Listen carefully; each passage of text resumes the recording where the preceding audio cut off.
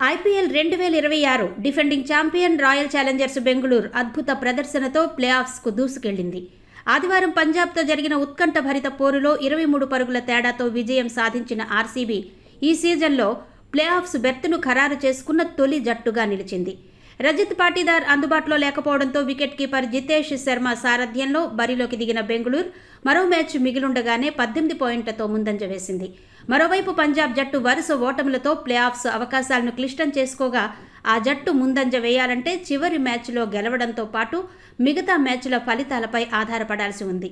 Toss ఓడి మొదట batting చేసిన బెంగళూరు జట్టు నిర్ణీత 20 ఓవర్లలో 2 వికెట్ల నష్టానికి 222 పరుగుల భారీ స్కోరు సాధించింది.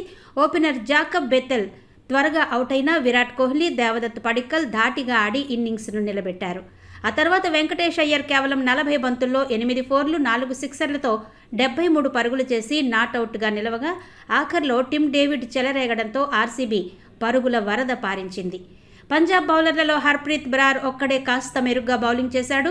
223 పరుగుల భారీ లక్ష్య ఛేదనలో పంజాబ్ జట్టు 8 వికెట్లకు 199 పరుగులకే పరిమితమైంది. RCB bowler Bhuvneshwar Kumar power ప్లేలోనే ప్రియాంశ్ ఆర్య, ప్రభు సిమ్రన్లను అవుట్ చేసి గట్టి దెబ్బ కొట్టగా వెంటనే కెప్టెన్ శ్రేయస్ అయ్యర్ను రసిక్ సలాం అవుట్ చేశాడు. ఆ తర్వాత కూపర్ కనోలి, సూర్యాంశ్ షెడ్జే కోలుకునే ప్రయత్నం చేసినా లాభం లేకపోయింది. చివర్లో శశాంక్ సింగ్ ఒంటరి పోరాటం చేసినప్పటికీ హేజిల్ వుడ్ కట్టుదిట్టమైన బౌలింగ్, రసిక్ సలాం ధాటికి పంజాబ్కు ఓటమి తప్పలేదు.